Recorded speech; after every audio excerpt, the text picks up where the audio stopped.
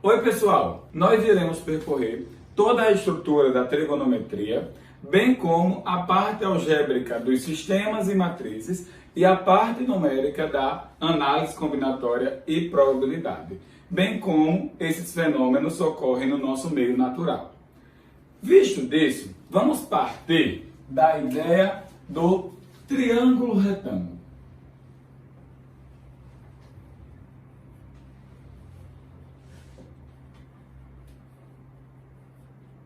Dado um certo triângulo retângulo, nós sabemos que os lados que compõem o ângulo de 90 graus é o que nós costumamos a chamar de catetos, tá? E o lado que está oposto ao ângulo de 90 graus é o que nós costumamos chamar de hipotenusa do meu triângulo. Tá? Daí, a primeira coisa que nós já sabemos desse triângulo é o nosso famoso Teorema de Pitágoras, né? O nosso famoso Teorema de Pitágoras diz o seguinte: o valor da hipotenusa ao quadrado é igual à soma dos catetos ao quadrado, tá? Demonstração simples, tá? Se você quiser relembrar, vai lá, dá uma olhada na aula de Teorema de Pitágoras e ver que essa demonstração é verídica. Bom, dentro de um triângulo retângulo, nós temos obrigatoriamente um ângulo de 90 graus e dois ângulos que são agudos, tá? Vou supor que esse ângulo aqui vale a alfa e que esse ângulo aqui vale a beta. Utilizado da ideia de semelhança de triângulos, da construção que é feita, né, da proporcionalidade que existe nessa construção triangular para todos os momentos em que você tem a projeção ortogonal de qualquer instante deste segmento, tá? Você já sabe que podemos definir a razão entre aquilo que nós vamos chamar de cateto oposto pela hipotenusa, de seno de um certo ângulo, bem como o cateto adjacente pela hipotenusa como cosseno e o cateto oposto pelo cateto adjacente, cateto oposto pelo cateto adjacente como tangente. Certo? Desta maneira, você agora sabe que esses tipos de razões que acontecerão no nosso triângulo retângulo têm um nome específico, o qual nós acabamos de denominar. Claro que para você identificar de quem é o cateto oposto, quem é o cateto adjacente, você tem que ter uma referência angular. Tá? Aí eu preciso dizer quem seria a minha referência angular. Bom, analise aqui comigo que eu tenho dois ângulos agudos aqui neste momento e eu vou tomar aqui como referência angular, nesse momento, o alfa. Tá? Então, vou aqui escolher alfa e vou determinar comprimentos para os lados que compõem este triângulo. Tá? Supor que esse cabinho aqui vale B, esse daqui vale C, esse daqui vale A. Pelas nossas definições, que são consequências imediatas das definições de semelhança de triângulos, nós sabemos que o seno seria cateto oposto sobre hipotenusa, ou seja, B sobre A. O cosseno, cateto adjacente sobre hipotenusa, C sobre A. E a tangente cateto oposto sobre cateto adjacente, que me daria B sobre C. Daí, já aparece uma coisa interessante, se eu olhar para beta. Seno de beta, cosseno do beta e a tangente do beta. Ok? Bom, se você faz isso, você vai ter lá, olhando para beta agora, que o cateto oposto seria C sobre A, que é a hipotenusa, o cateto adjacente B sobre A, que é a hipotenusa, e a tangente seria cateto oposto, que é C, sobre cateto adjacente, que é B, e você teria aí uma relação, né, se você analisa essas razões que acabam de ser geradas, interessantes. Mas por que isso é verdadeiro? Ó, vamos analisar.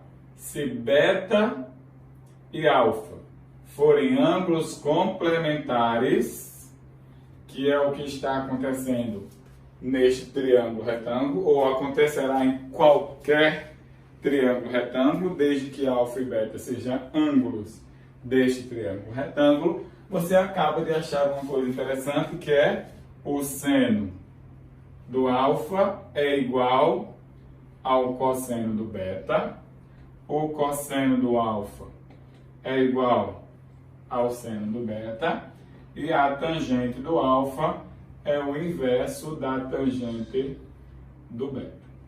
Tá? Essa propriedade é interessante quando você estiver falando em ângulos complementares e você tiver que mudar alguma ideia de identidades trigonométricas que precisam se correlacionar. Outra coisa que aparece ali interessante é se eu tivesse feito o seguinte. Ó, pega ali seno ao quadrado de alfa e some com cosseno ao quadrado de alfa. Tá? Isso vai dar o quê? Ó, olha aqui para mim. Seno ao quadrado de alfa vai dar b quadrado sobre a quadrado. Certo? Cosseno ao quadrado de alfa vai dar c quadrado sobre a quadrado. Soma de frações com o mesmo denominador, repete o denominador e soma os numeradores. Só que pelo teorema de Pitágoras, você sabe que a hipotenusa ao quadrado vale a soma de cada um dos catetos ao quadrado. Ou seja, a quadrado resultará em b quadrado mais c quadrado. E, portanto, você teria aqui a quadrado dividido por a quadrado, que resulta em 1. Então, você já sabe que essa relação que diz assim, seno ao quadrado de alfa mais cosseno ao quadrado de alfa vale 1, pelo menos para um triângulo onde um dos ângulos é agudo, né? Para um dado ângulo agudo, você sabe que isto é verdadeiro. Outra coisa interessante é que se eu sou complementar, né? Ó, vamos lá comigo. Se alfa e beta são complementares, certo? Então, você vai saber o seguinte, ó. Seno ao quadrado de alfa somado com seno ao quadrado de beta também vai resultar em 1. E por que isso é verdade? Bom, isso é verdade pela condição de que alfa e beta são complementares. E aí, ó, seno ao quadrado de alfa somado com seno ao quadrado de beta, que pode ser modificado, né, ó, pelo cosseno de alfa. Tá? Então, teria aqui cosseno ao quadrado de alfa. Portanto, isso também continua valendo 1. Certo? Essas são relações interessantes que são geradas imediatamente do nosso triângulo retângulo. Bom, nós vamos utilizar muito a ideia de seno, cosseno, tangente, sempre que nós precisarmos, tá, determinar um certo lado de um triângulo que é retângulo, tá? Tal que você tenha um ângulo deste triângulo bem como uma de suas medidas. Então, imagine que eu tenha isso aqui, seja 30 graus, tá? E que eu tenha quanto vale esse comprimento aqui, vou supor que vale 2, e eu desejo descobrir quanto vale os demais comprimentos do meu triângulo. Supondo, né, que eu já conheça que o seno de 30 graus vale 0,5. Ok? E aí, quando você olha para o seu triângulo, né, rapidamente você percebe que o 2 é cateto oposto a 30 graus, bem como o y é a sua hipotenusa. Tá? E você vai conseguir dizer o seguinte: o seno de 30 graus seria cateto oposto, que é 2, sobre a hipotenusa, que é y, o que vai dizer a você que meio precisa ser igual a 2 sobre y, e assim você descobre que o y valerá 4. Se você quiser utilizar o teorema de Pitágoras e determinar o valor de x, ótimo. Se você quiser utilizar da relação fundamental, achar o cosseno de alfa e aplicar a razão trigonométrica, ótimo também, né? Mas eu vou aqui aplicar o teorema de Pitágoras, supondo que eu não conheça o cosseno de 30, tá? Então, teorema de Pitágoras diz: hipotenusa ao quadrado é igual ao quê? Soma dos catetos ao quadrado. Só que a hipotenusa é 4, então isso aqui vai me dar 16 menos 4 igual a x quadrado. Portanto, x quadrado vale 12, e aí x seria a raiz de 12. Só que a raiz de 12 é equivalente a 2 da raiz do 3. Aí você deve estar se perguntando, por que eu sabia que o seno de 30 era meio? Para muitos de vocês, tá? Isso já é uma notação conhecida. Para alguns, não. Então vale salientar e lembrar quem são os ângulos notáveis e que você precisa resguardar estes ângulos, pois eles são os ângulos que acontecerão frequentemente, que são os ângulos de 30, 45 e 60. São o que nós chamamos de ângulos notáveis. Eles são chamados de ângulos notáveis porque eles estão associados, tá, a figuras planas com características fixas, das quais nós conhecemos bem, e aí conseguimos determinar todas as razões trigonométricas que nós acabamos de definir. Assim, né, dado um triângulozinho equilátero, tá, nós já sabemos que esse ângulo aqui, obrigatoriamente, é 60, bem como a altura de um triângulo equilátero vai ser também bissetriz, tá, do meu ângulo, e esse ângulo seria de 30 graus. Consequentemente, você acaba de construir um triângulozinho retângulo bem aqui, e através disso você determina quem seria seno, cosseno e tangente de 30 e 60. Né? Basta dizer o seguinte, né? Suponha que esse cara vale 2L, tá? Suponha aí, consequentemente, você sabe que a altura de um triângulo equilátero, além de ser bissetriz, também é mediana, então aqui vai valer L. Por Pitágoras, você descobre que este comprimento aqui, né, aplicando Pitágoras, seria exatamente L raiz de 3. E daí você descobre que o seno de 60 seria o quê? Cateto oposto, L raiz de 3 sobre 2L, que vai dar raiz de 3 sobre 2. Cosseno de 60 seria adjacente, que é L, sobre hipotenusa, que é 2L, vai dar 1 sobre 2. Tangente de 60 seria cateto oposto, que seria L, raiz de 3, dividido pelo adjacente, que é L, da raiz de 3. Você descobre tudo para 60 graus. Bem como para 30, né? Quem seria o seno de 30? Cateto oposto, que é L sobre 2L's, tá? E aí você já usa daquela propriedade. Não, perceba, esse cara e esse cara são complementares. E nós mostramos ainda agora que o seno de um deles era o cosseno do outro.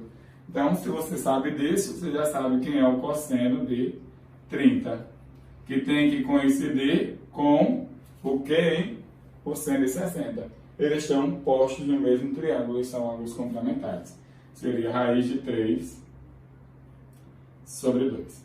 Tá? Bem como a tangente de 30 seria o inverso dessa, né? 1 sobre a raiz de 3, como nós mostramos ainda agora. Racionalizando, isso daria raiz de 3 sobre 3. Tá? Daí, falta apenas mostrar o outro ângulo notável que você precisa determinar e saber todas as razões trigonométricas que ele possui, que é o ângulo de 45 graus, que é encontrado na diagonal do quadrado com um dos seus lados. Tá? Então, aqui teria 45 graus, 90, 45 graus, L. E aí você sabe que isso equivale a L raiz de 2 por Pitágoras. E, consequentemente, você descobre quem é. Seno de 45, que é L sobre L. Não, L sobre L raiz de 2. Que vai dar 1 sobre a raiz de 2. Que quando você racionaliza, dá raiz de 2 sobre raiz de 2.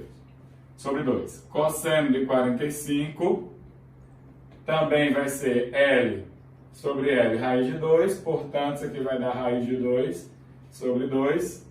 Tangente de 45, L sobre L, que dá 1.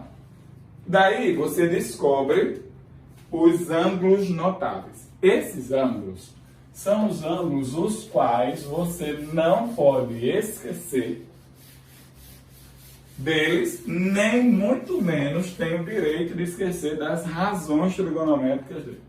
Tá? Então, é aí onde a gente monta a nossa tabelinha, tá? Tabelinha que vai trazer para a gente seno, cosseno e tangente de 30, 45 e 60, tá? E monta aqui, né? Contando de 1 até 3, divide aqui todo mundo por 2, né? Passa a raiz no 3 e no 2 e usa a ideia do complementar, né? Esse cara é complementar com esse, então aqui fica a raiz de 3 sobre 2. Esse cara é complementar com ele mesmo, e esse cara é complementar com esse, que fica 1 sobre 2. A tangente de 30 é raiz de 3 sobre 3, 1, raiz de 3, como nós concluímos aqui, tá? Então, a partir desse momento, você precisa ter essa tabela bem guardada, porque quando nós formos falar de seno, cosseno e tangente de todos os ângulos, nós vamos precisar que você saiba bem isto. Para encerrar a nossa aula de hoje, no tópico da ideia de triângulos retângulos, eu vou falar aqui com vocês sobre as razões trigonométricas inversas. Tá? Razões trigonométricas inversas. Bom, o próprio nome já está dizendo, né? As razões trigonométricas inversas, tá? Tem uma linha aqui, né? Trigonométricas inversas. O próprio nome já está dizendo, vai estar associado com a ideia da inversão de alguma razão que você já conhece, tá? Então, por exemplo, nós já conhecemos bem quem seria o seno. O seno de um certo ângulo alfa é definido como cateto oposto sobre hipotenusa. Então, quem seria a razão inversa do seno? Bom, seno de alfa a menos 1, né? Que é a maneira de você representar, você está falando do inverso daquilo, nada mais é do que a inversão desta razão, né? Dado que o cateto oposto seja diferente de zero, que você vai inverter, né? Isso aqui daria hipotenusa sobre cateto oposto, e a esta inversão, a esta razão trigonométrica inversa, nós damos o nome de cossecante do ângulo alfa, tá? Então, toda vez que você ouvir a palavra cossecante, você já sabe que vai estar falando da razão inversa do seno, ok? Aí, de forma análoga, nós vamos construir quem seria a razão inversa do cosseno e quem seria a razão inversa da minha tangente.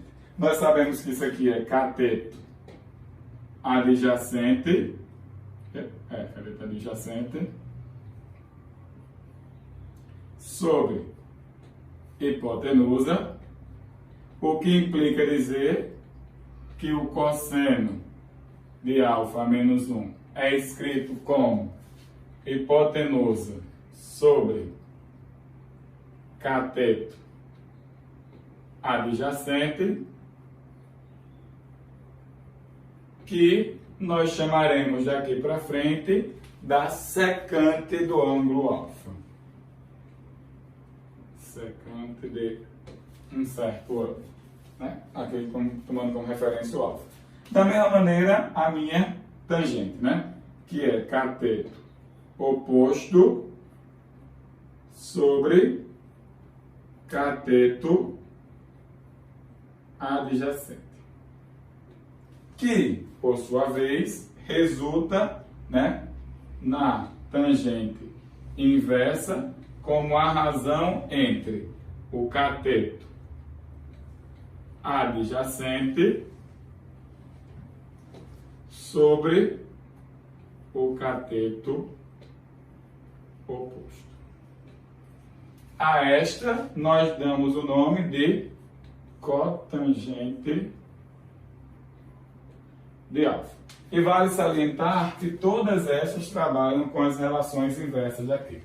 De modo geral, o que você está escrevendo aqui, né, que você chamou de cossecante de alfa, nada mais é do que 1 sobre seno de alfa. Da mesma maneira que você está escrevendo aqui, que você deu isso, que chamou de secante, é a mesma coisa que 1 sobre o cosseno de alfa, e de forma análoga, isso aqui seria 1 sobre a tangente de alfa, tá? Essa parte introdutória da trigonometria, ela é constituída, de modo geral, a dar as primeiras definições para você, a colocar toda a nomenclatura que irá aparecer e que você seja capaz de guardar muito bem quem são os ângulos notáveis, o porquê que esses ângulos notáveis têm seno, cosseno e tangente, valendo isso, como nós mostramos, e daí para frente utilizar dos mesmos de forma geral.